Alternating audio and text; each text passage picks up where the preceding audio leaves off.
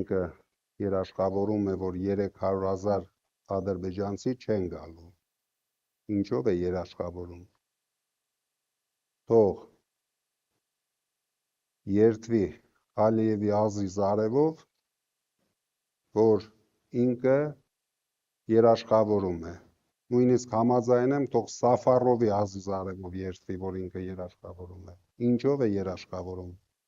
Ինքը երաշխավորեց Արցախին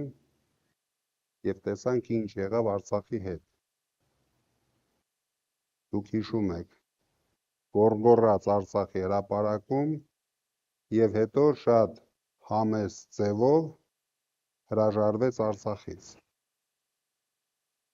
Վերջին տարիներին 20 թվականից հետո Հայաստանի իշխանությունները Հայաստանի թե Արցախի մասով ոչ մի որոշման չեն մասնակցում։ Իրենք ունեն շեֆ, շեֆը ինչ որոշում է, դա իրագործում է։ Իրենք կատարողներ են, իրենք գործիքներ են,